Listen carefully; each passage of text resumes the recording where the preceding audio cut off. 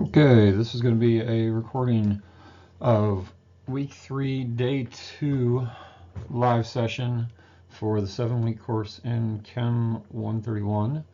We're continuing our talk about the SI system, significant figures, and the mole. Dad joke for the day: why do you not drink water when studying?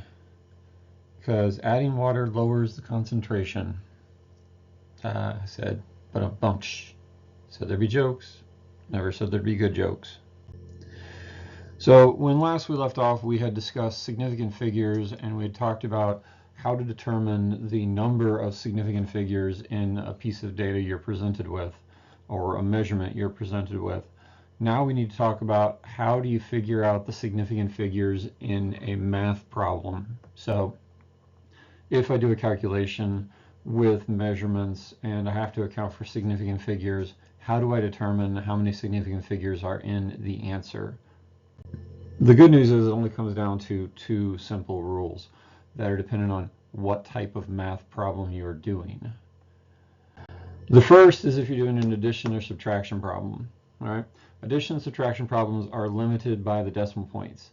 So the answer has to be in the significant figures that is equal to the lowest number of decimal points present in the data. All right, so it's controlled by the number of decimal points in the data. In contrast to this would be multiplication problems. Now, multiplication problems includes division, exponents, square roots, all that kind of stuff, right? Pretty much anything that isn't addition or subtraction falls under the multiplication rule. And the multiplication rule is limited by number of significant figures. In specific, you are limited to the least number of significant figures in the data. So your answer has to have the same number of significant figures as the least number of significant figures in your data. So let's look at an example of both of these. We're going to look at a set of data, and we're going to look at the sum and the products of the set of data. So we got 4 data pieces in this, and we have 3 sets of data. Now, if you look closely, you'll notice these 3 sets of data differ by 1 in their last significant digit. So if you look at the first one, for example, we have 3.01, 3.00, and 3.02. So it's plus or minus 0.01 in this case. Whereas the next one, which is 12.15, 12.14, and 12.16, are plus or minus 0.01 also. You get down to the third one, you notice it shifts to 0.1 difference, and the last one's also 0.01 difference. So we set these data pieces up, and we do the sum and the product of each. And what you're going to notice in the sum is if you look and you account for, all right, what would be the significant figures if we were just going by the definition of significant figures? And remember, the definition of significant figures is all the digits you are certain of and the first digit you are uncertain of. So if we look at these 3 data sets and we compare these 3 data sets, we are certain that the answer is 32, right? Because every one of them agrees that 32 is part of the answer. Where they differ is in the first decimal point, right?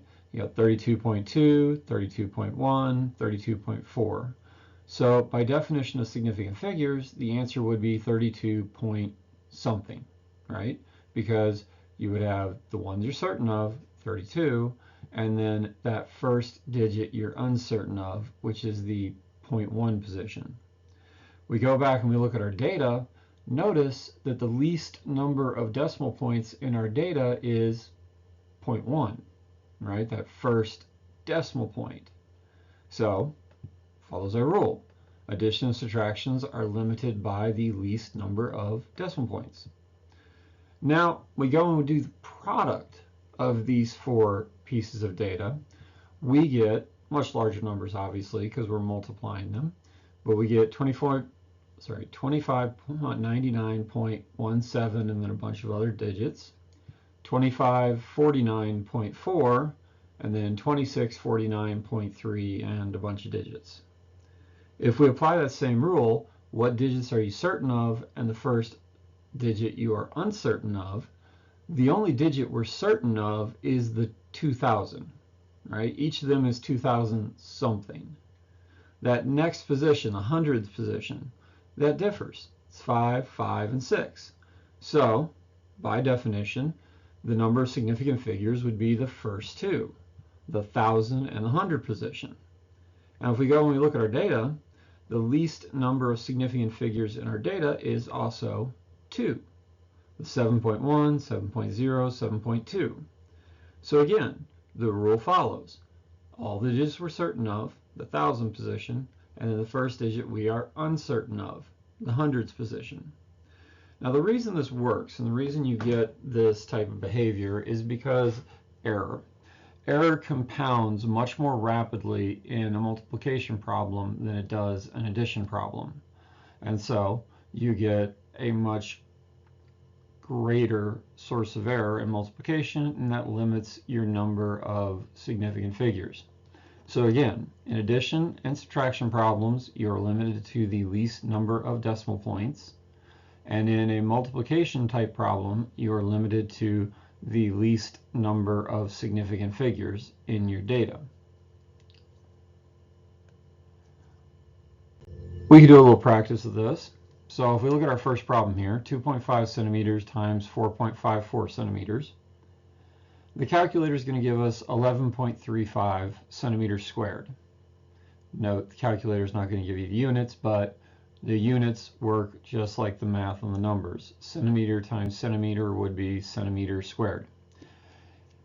If we look back at our data, the least number of significant figures in our data would be the 2.5, or 2 significant figures. So the answer to our problem would be limited by 2 significant figures, starting on the left. And since 3 is the digit after the last significant figure, it is going to round down to 11 square centimeters.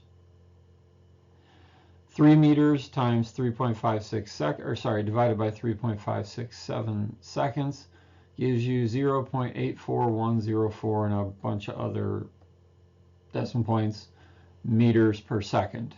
Again, meter divided by second would be meters per second. If we look at our data, there's only one significant figure in 3 meters, so we are limited to one significant figure in our answer. 4 follows the last significant figure, so it rounds down to 0.8 meters per second. 45.302 meters divided by 67 seconds gives us 0.67614 and a bunch of other decimals meters per second. You're limited to the 2 significant figures present in 67 seconds, which limits you to here. 6 follows the 7, so the 7 is going to round up to 0.68 meters per second. 3.8 meters plus 6.76 meters. Note, when you're doing addition or subtraction, you can only do it if you have the same unit. You can't add different units together. That gives you an answer of 12.56 meters. There is 1 decimal point in 5.8. Therefore, you are limited to 1 decimal point in the answer. It is followed by a 6, so it rounds up to 12.6 meters. Now, let's put together our understanding of mathematics and significant figures into what we call a dimensional analysis. Dimensional analysis quite literally means changing dimensions, changing units. So you're converting one set of units into another. Now, typically where this becomes difficult for students is when we do the problems that are word problems, right? Where you've got multiple pieces of data and you have to integrate those multiple pieces of data into a formula. So let's look at an example of this. Here we have an example. Our problem reads, apples produce cyanide gas upon chewing. There is 700.0 milligrams of cyanide per kilogram of seeds. CN is abbreviation for cyanide. And each seed weighs about 0.700 grams. how many seeds would it take to kill an average American male, which is 88.32 kilograms, if the lethal dose is 1.5 milligrams of cyanide per kilograms of male? All right. Well, first thing we should do whenever we're doing these types of problems is we should pull out the data and write the data in terms of the kinds of ratios we would use in a dimensional analysis. So we can pull out the data and we end up with things like 700 milligrams of cyanide per kilogram of seeds. Pretty straightforward. 700 milligrams cyanide over 1 kilogram seeds. The second one would be 0.700 grams of seed per one seed, because it says each seed weighs about 0.700 grams. Next, we look for, it is 88.32 kilograms of male per one adult male. That's in the second sentence of the problem. And last one is 1.5 milligrams of cyanide per 1 kilogram of male. That's the lethal dose. So we have 4 ready-to-go ratios that we can use in a conversion problem. You could also call these conversion factors, right? So my old teacher when I was in 9th grade, Mr. Buckley, taught us that if you're going to do a dimensional analysis, you should always figure out where your final units should be, or what your final units should be before you start the problem. That way you know what you're trying to get to. And if we look at this problem, in the second sentence we have an interrogative statement. How? How many seeds would it take to kill an average American male? All right, so that is seeds per male. Seeds per adult male. That is what our answer needs to be in. Those are the units our answer needs to be in. So, common problem students run into at this point is, well, where do I start? Even if I know the units I'm supposed to be in at the end, where do I start? Well, think about it. The unit you need to be at the end tells you where you need to start. Because if you look at the 4 pieces of data you have, one of them already has one of the units necessary at the end of this problem in the correct position. 88.32 kilograms of male per 1 adult male means that you already have 1 adult male in the denominator position. Your final answer needs 1 adult male in the denominator position.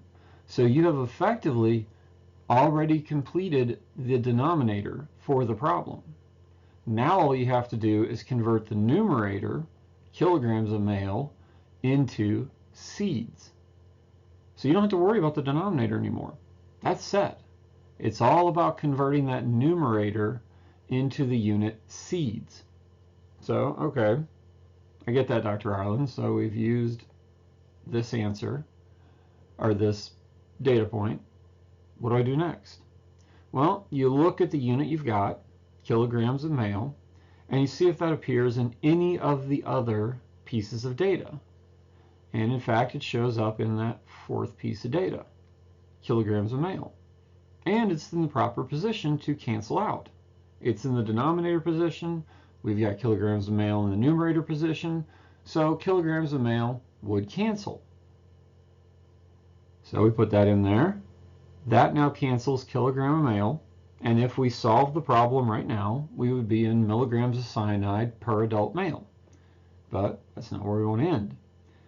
So we look up, do we have any pieces of data that have milligrams of cyanide? We do, but it's in the wrong position, right? Because if I was to use it right now, I wouldn't be canceling out milligrams of cyanide if I used it the way it was. I would in fact be multiplying milligrams of cyanide by milligrams of cyanide, and that's not useful.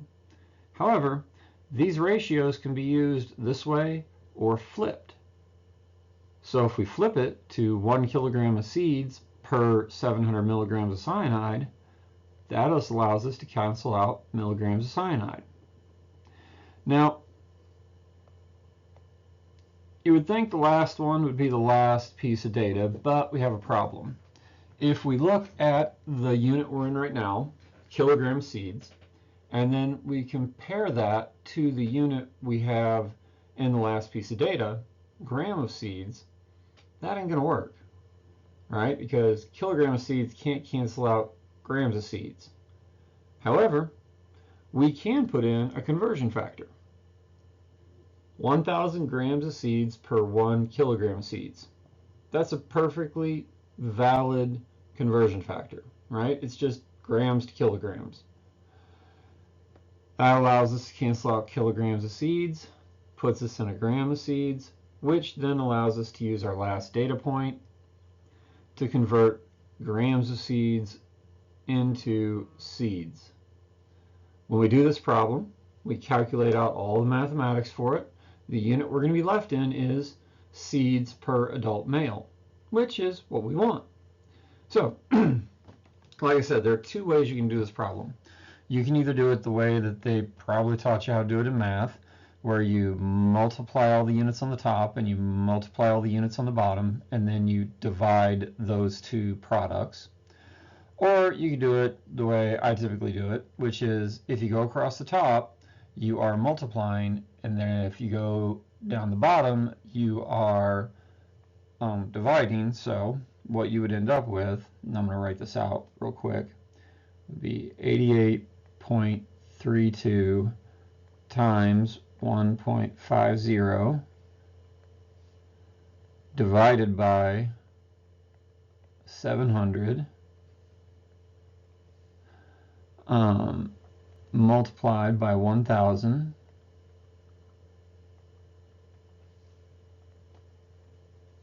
and then divided by 0.700. That would be the way that I would do this problem. It's a PEMDAS problem. They're all equivalent, so you just go left to right. So 88.32 multiplied by 1.5 divided by 700 multiplied by 1,000 divided by 0.700. That's the kind of standard way to do these types of problems. But if you want to fall back and do the traditional mathematics where you do the product on the top, the product on the bottom, and then divide the two products, that works just the same. In the end, what you end up with is 270.3673 and then a bunch of other digits. But what are we limited to? Well, if we look at our data up at the top, we notice up here that we have 4 significant figures in 700.0, 3 significant figures in 0.700, 4 significant figures in 88.32, and 3 significant figures in 1.50. Therefore, we are limited to 3 significant digits, the lowest number present in the data, and that's going to give us 270 seeds per adult male. All right. You could write it as 270. I wouldn't bulk at it, but if you wanted to be technical about it and make sure you knew exactly how many significant figures you're talking about, you could also write 2.70 times 10 to the second, and that would give you specifically 3 significant figures. Because remember, all the digits in the mantissa of a problem are significant. Now, quick little practice on nomenclature just so we keep those muscles stretching in our brain. I always tell students I don't worry too much about the final in this course because by definition every exam you take is a cumulative test, so I'm always going to know how well you're retaining information from previous units. So real quick, let's do these. First one, aluminum oxide. So aluminum is a type 1 element. You know it's a type 1 element because there's no number attached to it, right? If you look at the second one, it's iron 3, right? But there's no aluminum something. It's just aluminum. So it must have only one possible charge. And if you remember correctly, it is in group 2, and it is Al3+. Oxide, like all anions, is a single charge. Oxide in group 16 gives you a 2- charge. That means you are going to end up with Al2O3, right? Because you're going to have to balance out to a total charge of 6 for either of them. Now, iron 3 chloride, well, iron 3 tells us this is a type 2 element, and it must be iron 3+. because that's what the 3 stands for. Not how many of them there are, but what the charge of the element is. Chloride would be Cl minus, group 17 element. So we combine these together, we would get FeCl3. Vanadium 2 nitrate. Well, again, type 2, so it tells you it's vanadium 2 plus. And then nitrate is a polyatomic, NO3 minus. So we combine those together, we're going to need 2 nitrates for 1 vanadium, hence we're going to have parentheses around the nitrate and put a 2 on the outside. Barium sulfate, type 1, so barium, group 2, is 2 plus, and sulfate is a polyatomic SO4, 2 minus. So you would need 1 sulfate for 1 barium. Since there's only 1 sulfate, no need for parentheses around it. Zinc carbonate. So zinc is one of those transition metals that has only a single possible charge, right? There is zinc and cadmium are both 2 plus, silver is 1 plus. Carbonate is polyatomic, CO3, and it is a, 2 minus charge. So you'll need 1 carbonate for 1 zinc. Right? So again, we've finished Unit 2. You are responsible for being able to convert names into formulas, formulas into names, okay, for the types of compounds we discussed, which would be ionic compounds and simple bivalent covalent compounds. A little more practice on unit conversion, right, just so we get this down. So 308.7 milligrams to decigrams. Well, you can do it 2 ways. You can directly convert milligrams to decigrams, but if you can't get that part, some people have a problem converting within the unit groups. It is just as valid to convert from milligrams to grams and then grams to decigrams, because you can read those directly off the unit tables, right? So you know it is 1,000 milligrams to 1 gram, and then it is 10 decigrams to 1 gram. This allows you to cancel out grams in this case. You'll also cancel out milligrams, and you'll end up in decigrams. So 308.7 divided by 1,000 multiplied by 10 gives you 3.087 decigrams. Next one, 9.78 times 10 to the 8th grams to nanogram. So it is 1 billion nanograms to a gram. 1 billion would be 1 times 10 to the 9th. So 1 times 10 to the 9th nanograms per 1 gram. That cancels out grams, leaves you in nanograms, and you'll end up with 9.78 times 10 to the 1 nanograms. That would also be 97.8 nanograms. Okay, 4.9 meters cubed to decimeters cubed. This is one that throws students a lot, right? Because originally they're like, oh, meters to decimeters is 10 decimeters to a meter, and they'll do the problem. However, if your units are in exponents, then your conversion factor also has to have the exponent. So instead of using 10 decimeters to a meter, we have to use 10 decimeters to a meter cubed as our conversion factor. And when we do that, 4.9 meters cubed, the meters cubed are going to cancel out, you know. That is going to end up to 4.9 times 10 to the 3rd meters cubed. Or sorry, that should be decimeters cubed.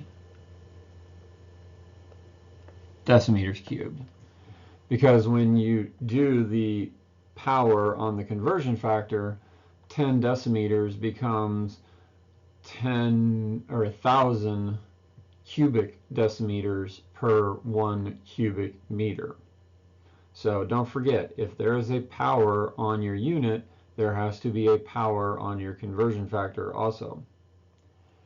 And you can also do combined, like we've done dimensional analysis, but instead of trying to figure out a conversion factor between meters per second and millimeters per nanosecond, you can just do them as separate operations, right?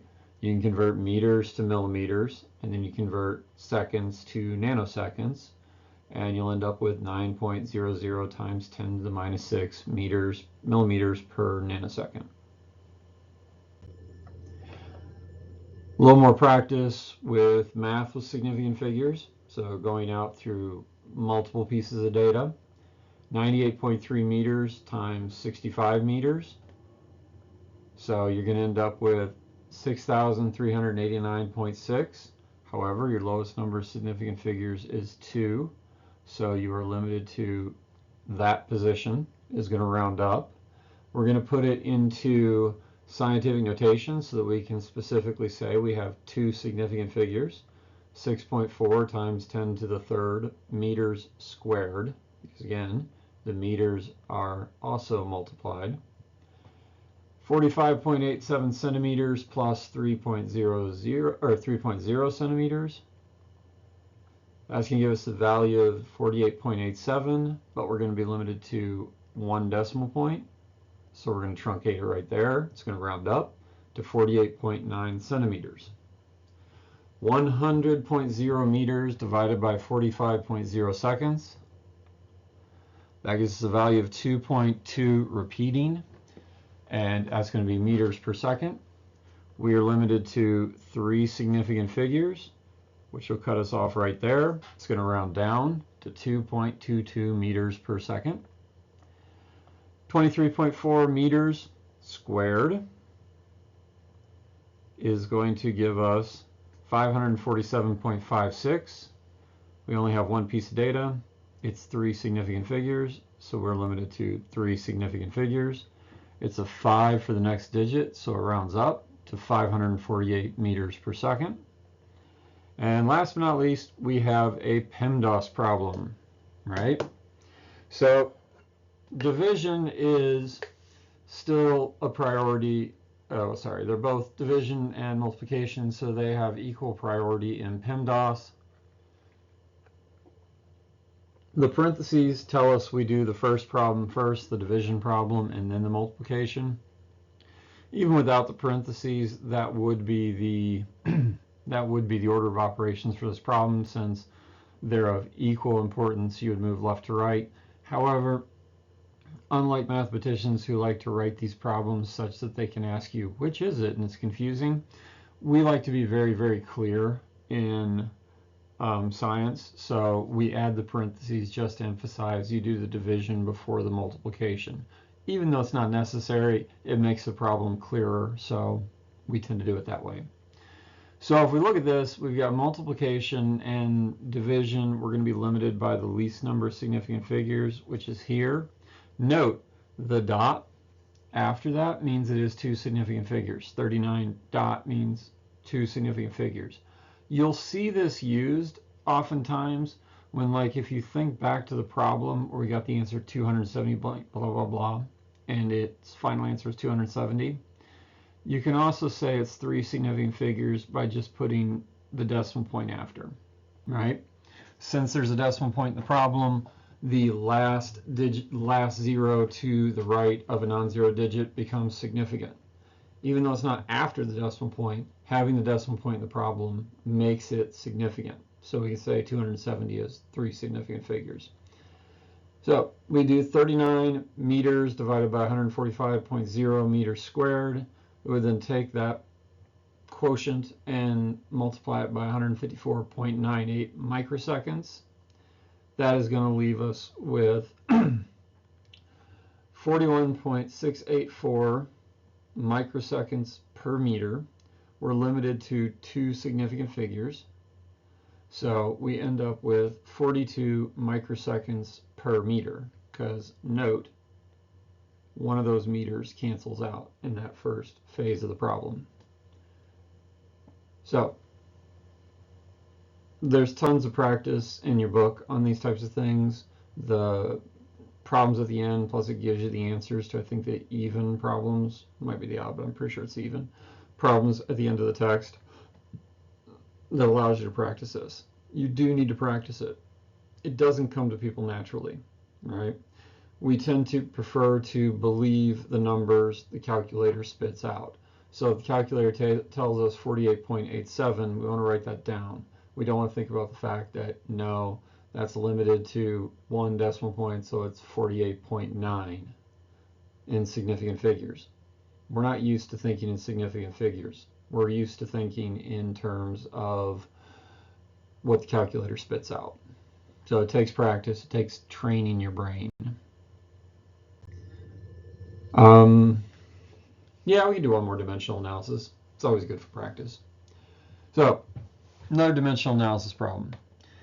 The most potent nerve agent in the U.S. arsenal was VX gas. This was a nerve gas created during World War II.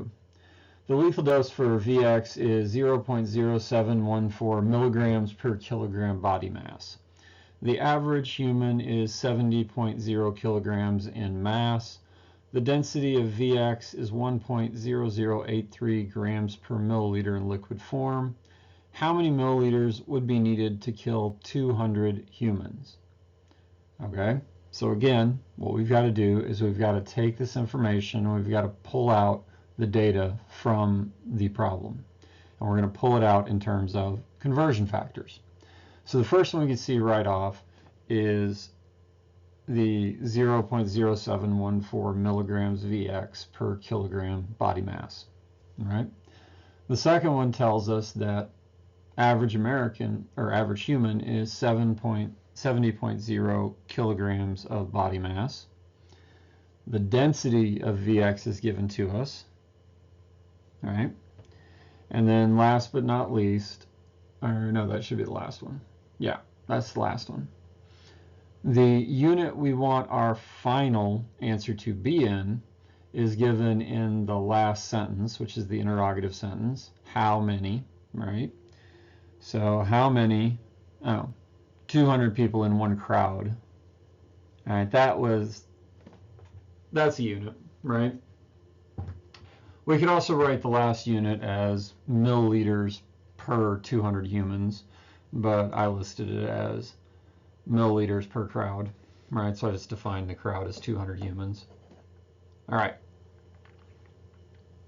So, like with before, the first unit we want to use is the one that is still in the answer. So if we look, we got the 200 humans per one crowd. So 200 humans per one crowd. That's our first one. Our next one is getting rid of the crowd problem. Or sorry, the humans problem, not the crowd, the human problem. So that allows us to use this one. That puts us in kilograms of body mass per crowd. Well, we would use the first conversion factor to get rid of kilograms body mass. That puts us in milligrams of VX per crowd. And last but not least, we would use the last conversion factor to convert between milligrams of VX to milliliters of VX. That's going to give us our final answer in milliliters of VX per crowd. If we do the math, 200 times 70 times 0.0714 divided by 1.0083, that's going to give us an answer of 991.3716. We look at our data, right? If we look at our data up here, we have 3 significant figures there, 3 significant figures there, 5 significant figures there, and 3 significant figures there. So we are limited to 3 significant figures. That's followed by 3, which means it rounds down to 991 milliliters of VX per crowd. By the way, half of my graduate work was on biological weapons and half of my graduate work was on chemical weapons, so, you know, lots of this data sticks in my head. And I always say, write what you know. So, yeah, fun. Okay, so now we need to move into the next part of this module. So the next part of this module is the mole. All right, this chemistry-specific unit of measurement in the SI system. It's tricky to understand what the mole is without talking about chemistry. In fact, you can't use the mole unless you're talking about chemistry, because the mole solves a unique problem that we have in chemistry. Typically, if we're going to talk about how much of something we have in the SI system, we would use the kilogram. That would be the base unit of mass, the measure of how much stuff you've got. However, we run into a problem in chemistry, and we can illustrate this very, very simply by looking at the compound hydrogen sulfide. So hydrogen sulfide is two hydrogens attached to one sulfur. On the right, you've got what's called a space-filling model. It depicts atoms relative to each other based on their atomic radii. So sulfur, being farther down the periodic table, has a larger atomic radii than hydrogen. So the two hydrogens look smaller attached to the larger yellow sulfur atom. And if we think about hydrogen sulfide solely in terms of mass, then 94.1% of the mass of this compound is sulfur. 5.9% of the mass is hydrogen. This is due to the fact that sulfur has a relative atomic mass of 32.06 atomic mass units, and hydrogen has a relative atomic mass of 1.008 atomic mass units. So sulfur is significantly larger than hydrogen. And so by mass, the overall majority of this compound is sulfur. However, if we think of it in terms of chemistry, chemistry doesn't occur in terms of mass. Because what do we do in chemistry? We take atoms and we rearrange them into new compounds. So chemistry doesn't occur based on grams. Chemistry occurs based on atoms. And if we think about this compound in terms of atoms, 1/3 of the compound is sulfur, 2/3 of the compounds are hydrogen. So this is a very, very different ratio than what we did when we talked about mass. The majority of this compound is hydrogen because there are 2 hydrogen atoms to 1 sulfur atom.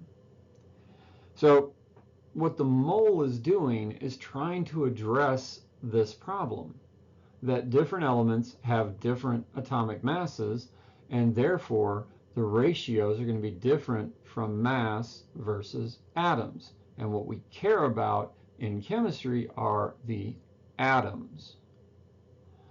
So to address this, we use the concept of the mole. This addresses the fact that different elements have differing atomic masses. Now the mole is defined. This is by the way, this is a very recent definition. This is the 2019 definition from a group called IUPAC. IUPAC is the International Union of Professional and Analytical Chemists. They're the people in charge of setting what measurement definitions mean, right? What is the actual definition of a kilogram or a mole or a meter, right?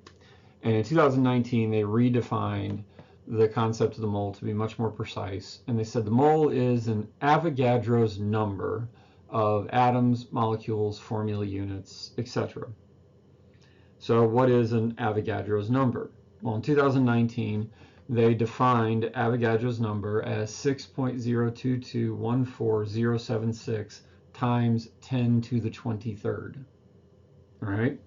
So a mole is 6.02214,076 times 10 to the 23rd, atoms, molecules, ions, formula units, whatever. All right? Avogadro's number, technically, if you wanted to be, if you wanted to be picky about it, Avogadro's number should actually have 24 digits in it. The one before the decimal point and 23 digits after the decimal point. However, we don't know Avogadro's number to that precision. We know it to 9 significant figures. That's what it is right here. that was actually the redefinition, is determining Avogadro's number to 9 significant figures. 9 is kind of the minimum level of precision that we want in definitional measurements. All right. So this is that number that if you're in high school chemistry, they made you memorize probably only to 6.022 times 10 to the 23rd. But they made you memorize that number. They made you use that number to convert from moles to number of particles, from number of particles to moles. I'm going to tell you right now, it is an awesome number that has a lot of sway in chemistry, but we almost never use it. In my entire professional career, I have never used Avogadro's number in a calculation outside of teaching Avogadro's number.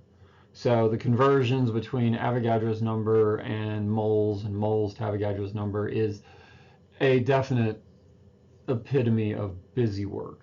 I'm going to have you do it once or twice just to demonstrate that you know what Avogadro's number is and how to use it. I'm not going to spend a lot of time with it. All right, I'm not going to spend a lot of time on Avogadro's number specifically. I'm more interested in what a mole means, and more importantly, the concept of molar mass. All right. So what is molar mass? Well, molar mass, quite simply, is the number of grams per mole of a material. All right. So how many grams are in 1 mole of a given material? That's what's referred to as the molar mass. And to do that, it's much easier to think about the definition prior to 2019. Because while it is not technically correct anymore, it is correct out to about 7 significant figures. So that is much more precision than we're ever going to use in a problem. So we can use this definition quite easily in class and not have to worry about the hyper-specific redefinition from 2019. All right? So the 7 significant figures, a mole can also be defined as the amount of substance that contains as many basic particles as there are atoms in exactly 12 grams of carbon-12. Now, why do I prefer this definition over the previous one? Why is this definition more useful to us than the previous one? Well, if you look at that last statement, are atoms in exactly 12 grams of carbon-12? And you think back to other definitions that we have talked about. Think back to the definition of atomic mass units, right? Atomic mass unit, 1 atomic mass unit was defined as 1/12 the mass of 1 atom of carbon-12. So 1 atom of carbon-12 had a mass of exactly 12 atomic mass units. And you're like, hey, wait a second, that's really similar to this definition. It is, and it's a very, very useful similarity, because that means that if you're talking about 1 atom, you're referring to the relative atomic mass. If you're talking about 1 mole of an atom, you're referring to the molar mass. And they have the same value. If I were to look on the periodic table and I was to look at, say, carbon, right? It would have the atomic number 12 above it. It would have the elemental symbol of C for carbon. And on the bottom, it would have the value of 12.01, because our periodic table goes to 4 significant figures. That value on the bottom, that is both the relative atomic mass and the molar mass for carbon. It depends on what you're talking about. Talk about 1 atom of carbon-12, that's the relative atomic mass. Talk about 1 mole of carbon-12, or 1 mole of carbon, sorry. Not 1 atom of carbon-12, it's 1 atom of carbon, because this is the relative atomic mass. If it's 1 mole of carbon, that is the molar mass. So the molar mass of carbon is 12.01 grams per mole, right? And again, remember, this is accounting for all the differences in the isotopes of carbon, right? So we can now look at a problem. So one atom of calcium would have a relative atomic mass of 40.08 U, atomic mass units. 1 mole of calcium would have a mass of 40.08 grams. Well, if we look at calcium chloride, right, so calcium is 40.08, chloride is 35.45, and you got 2 of them. If you add those together, you get a value of 110.98. And again, to 2 decimal places because it's addition. So 110.98 U is how much 1 formula unit of calcium chloride weighs. 110.98 grams is the mass of 1 mole of calcium chloride. So let's do a couple problems with this. Given the molecular formula for trinitrogen pentaphosphide, derive its relative atomic mass, the number of atoms of each element in a mole, and the molar mass. So, of course, first thing I do is figure out what is the molecular formula for trinitrogen pentaphosphide. Because, you know, Dr. Ireland wants to make sure that you remember the stuff from Unit 2. And if you look at that, you got nitrogen, phosphorus, it's a covalent compound. You go by the prefixes in front. So there are 3 nitrogens and 5 phosphides, or 5 phosphates. Phosphides. So you add together the mass of nitrogen and phosphorus, you get 196.88 U.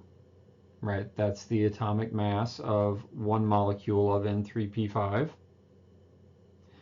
1 mole of N3P5 is going to be composed of 6.022 times 10 to the 23rd. For some reason it did not superscript these. 24. I'll have to go back and superscript them. 24. All right. So we would take Avogadro's number, multiply it by 3 to get the number of atoms of nitrogen. We would multiply it by 5 to get the number of atoms of phosphorus. Note, this right here is the epitome of busy work. Like I said, I've never done this in my professional career. If I was an analytical chemist, maybe I'd do it. But I've never done it. And I very rarely have ever seen it done outside of teaching you how to use Avogadro's number. So I'll ask you this question like once. But I'm not going to belabor this question and make you do it a ton of times. 1 mole of N3P5 would be 196.88 grams. All right.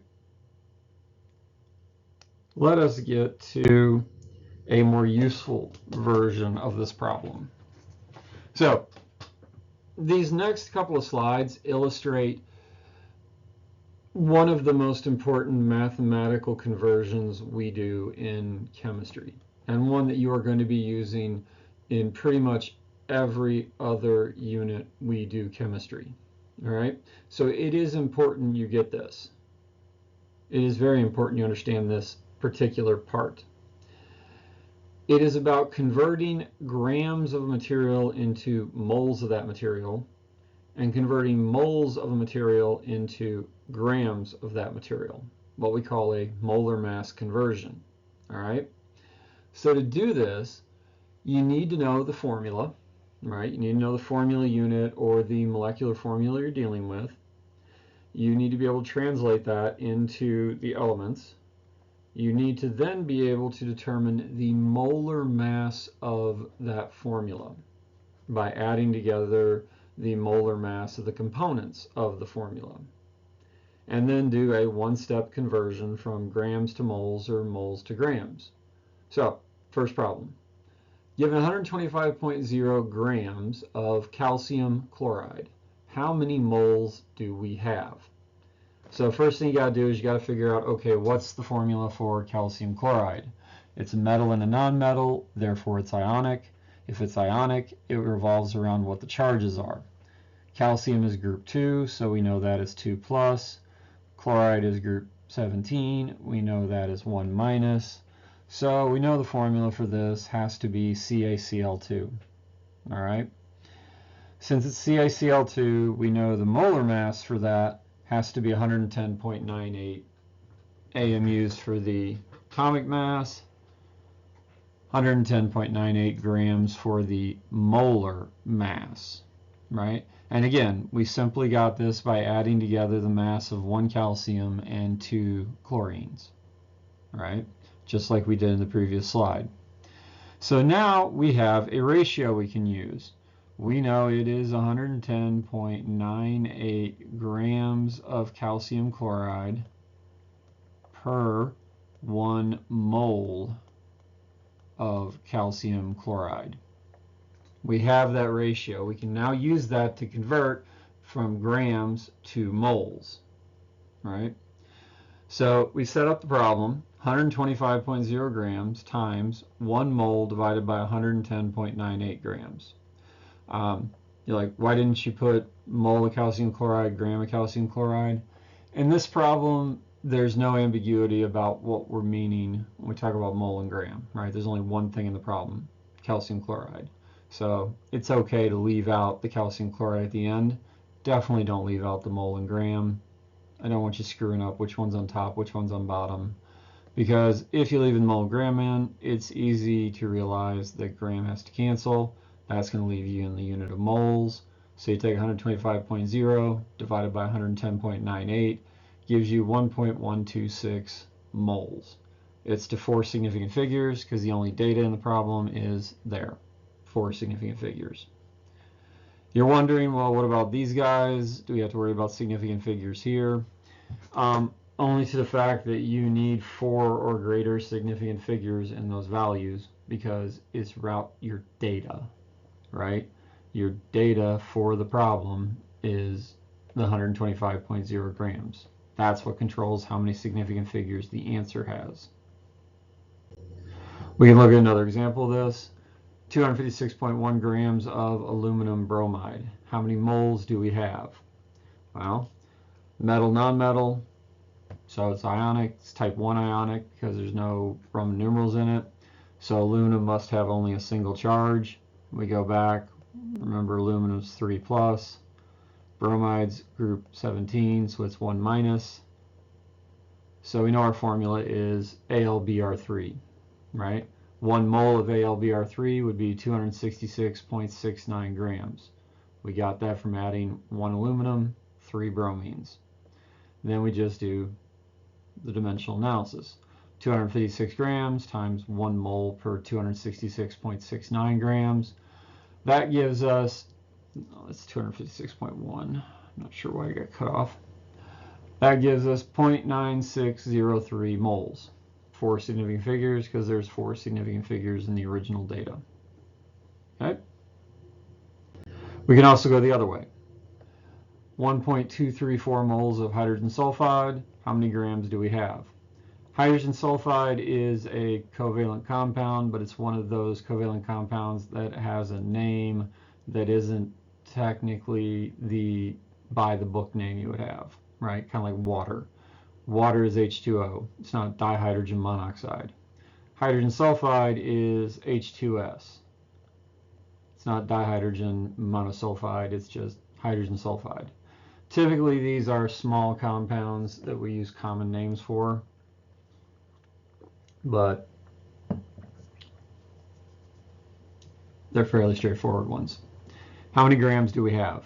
So this flips the script. Instead of going from grams to moles, we're going from moles to grams. But the math is exactly the same, right? You just flip one of the conversion factors over. So hydrogen sulfide, H2S, has a molar mass of 34.08 grams per mole. By the way, this notation is the same as writing grams per mole. It's just the way that you can write it on one line, all right? So 34.08 grams per mole. If I want to convert, I would take the 1.234 moles. I would multiply it by 34.08 grams per 1 mole. Moles cancel, right? That leaves me in grams. I give this a big old long number from my calculator. I have 4 significant figures there, hence I'm going to cut it off there at 4 significant figures. Remember, you always count from the first non-zero digit on the left side. Okay, so 42.05 grams for 1.234 moles of hydrogen sulfide. That is going to leave us with our last problem of the night. Given 200 centimeters cubed, sample of mercury metal, which has a density of 13.53 grams per cubic centimeter, how many moles are there?